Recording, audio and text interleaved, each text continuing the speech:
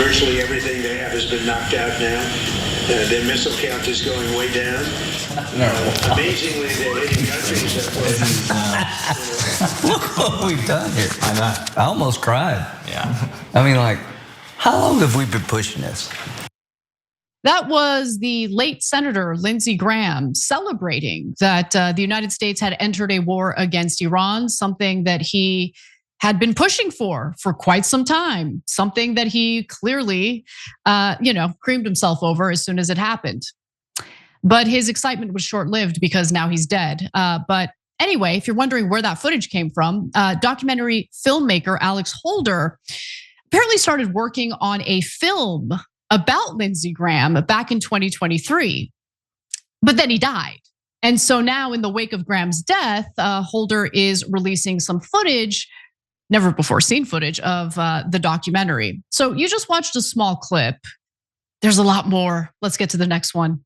Oh, you've been pushing this for years, right? Right, it's here. I talked to Trump this morning. It's literally. Oh, he's jacked. Yeah. It's the best thing I've ever done. He loves blowing stuff up.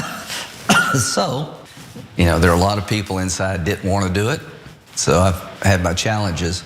But President Trump,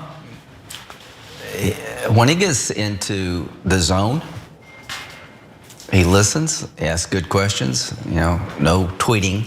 He has done nothing, he hasn't tweeted much at all, no drama. He's been a great wartime president. I said last night that Trump and Bibi are like Roosevelt and Churchill. I mean, they're the right two guys to confront this evil. So when Lindsey Graham suddenly died, apparently he had some sort of cardiac issue. I just said good riddance because even though it's not nice to say mean things about people right after their death is announced, Lindsey Graham loved to celebrate death and destruction. That was his brand. So all I wanted to do was keep his legacy alive, give him a little taste of what he put out into the world. Oh, Trump listened and he asked good questions. Really? He was persuaded by Netanyahu and the head of Mossad that a war against Iran would be a cakewalk. All you need to do is a decapitation strike and in, out, you're done. You'll be a hero, just like you were with Venezuela. But it didn't work out that way, right? Now, did he ask appropriate questions to make sure that he wasn't, being played for a fool? I don't believe he did. Because we are now stuck in a quagmire war against Iran. So in one of the most stunning revelations from, the clips that we've been able to see from this documentary and from, the Wall Street Journal also reporting on it is that even Israeli Prime Minister Benjamin Netanyahu thought Graham was too much of a warmonger. So let that sink in for a second. The guy who has dragged us into now multiple wars in the Middle East on Israel's behalf, by the way, and is now fear-mongering about additional countries that he would like the United States to attack. That guy looked at Lindsey Graham and said, man, that guy is a warmonger.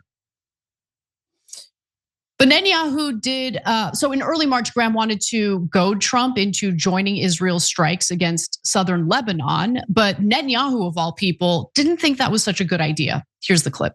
Hey, Bibi, Lindsey. Hey, Lindsey. How are you? I couldn't, I'm just so impressed. Glad to be your friend. I'm glad you are my friend. I'm going to meet with the president this weekend. I'm going down to Doral. I'm going to try to get him to join with y'all in Lebanon to maybe fly some with you. Would you like that? Yeah, I get that. I think you have a point, but I've been thinking about the other side of it for a second. We're concentrating right now on Iran. If we tell Hezbollah that we're going all the way, we threaten them. But if we actually do it, then they have no reason not to go all the way against us. And right now, that's not our interest. We can do it later. Well, well, that's actually good counsel. I'll put it out there as an idea. We can always go back to it. So understand that in the mind of Netanyahu, of course he would want the United States to start attacking southern Lebanon on behalf of Israel. But Israel also knows, Netanyahu also knows, well, we don't really have the ability to defend ourselves against both Hezbollah and Iran at the same time. I mean, they did for a period of time after the US launched the war on February 28th. But what Graham wanted to do was essentially start getting the US involved. I mean, think about just, it's become so normalized that even I have to like really stop and recognize how absurd this is. But you had a sitting United States senator discussing with the prime minister of a foreign country how he believes our military should start carrying out attacks and strikes against Hezbollah in South Lebanon without the Israelis even asking us for it. Lindsey Graham did not care at all about his own constituents. He didn't care about our country. He didn't care about our service members who have been killed in wars that have been fought on behalf of Israel. The real question is, like, why did Lindsey Graham have this like crazy obsession and love affair with Israel? Like so much so that he was willing to throw his own country under the bus, his own military under the bus on behalf of that foreign country. Like, was it blackmail? I mean, corruption, sure, you can point to that, but most of our politicians are corrupt. Most of our politicians take money from the Israel lobby. But even if you have most of our politicians supporting Israel's desires, they're not as zealous as Lindsey Graham was. And so the real question is why? So allegedly Graham agreed to doing this documentary. Remember, it's a documentary about him because he wanted to ensure that people had a better idea of his work in the Senate. Oh, we know about your work in the Senate. And he also wanted to motivate other Americans to run for office. The thing is, the types of Americans that we would want to be public servants are not the same as those Lindsey Graham is pushing for. Graham complained to the documentary crew that members of the Trump administration and even Trump himself were not hawkish enough for his liking. Good riddance. Yeah, good riddance. He wasn't killed by anyone, okay? He died of natural causes and he was in his 70s. Good riddance.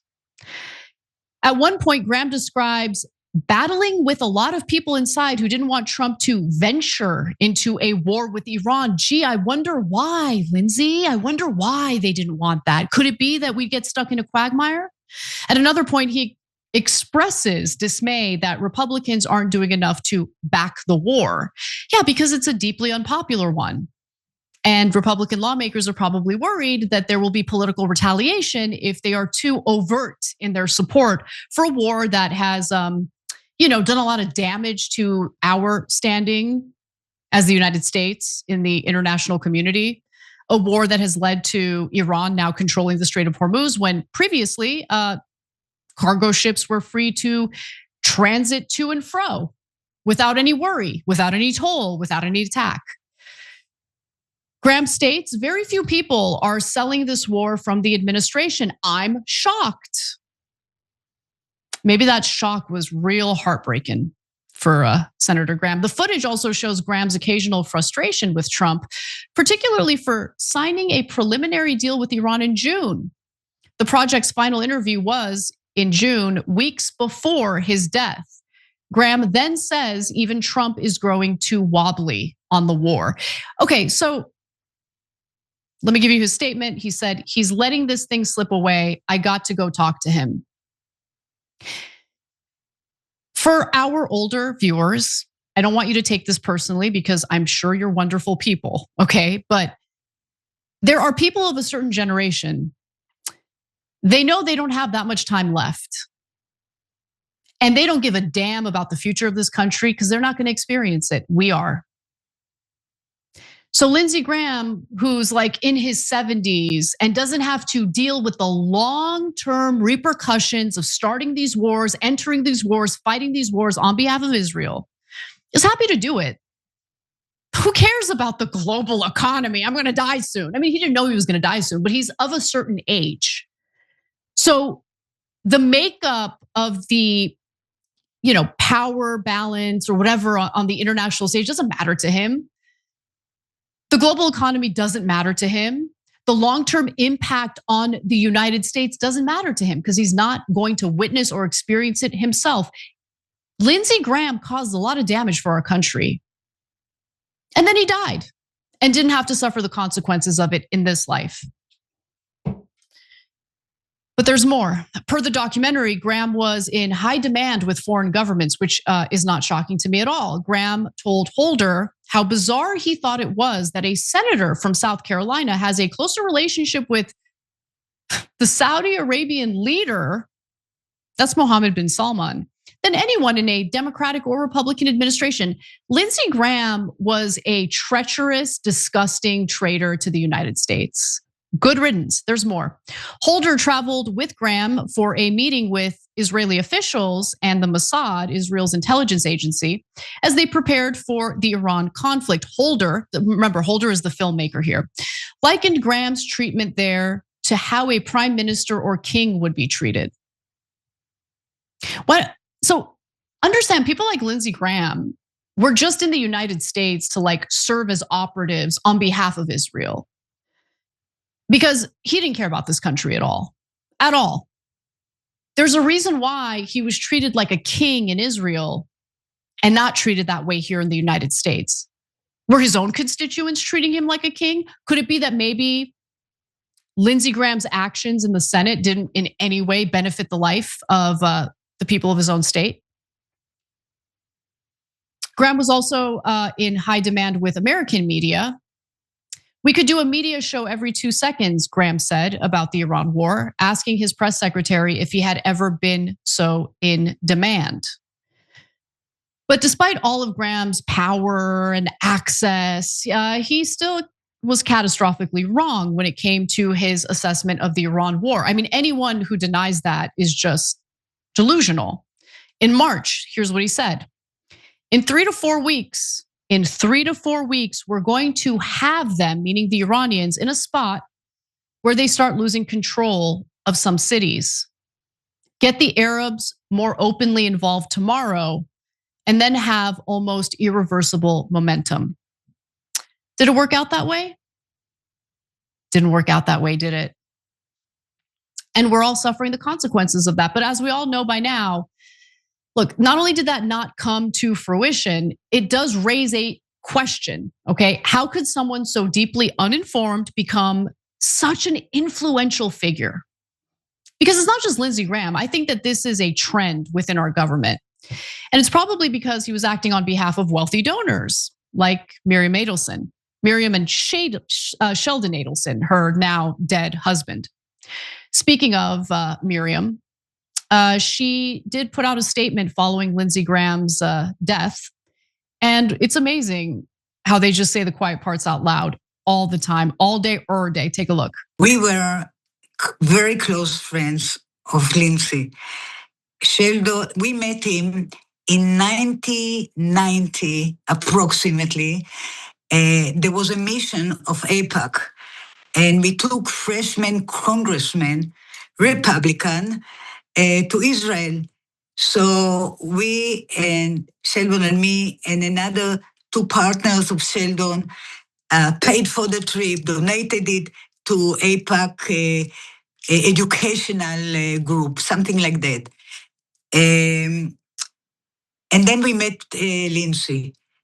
And I want to tell you, I, as a physician, I love to see the brain.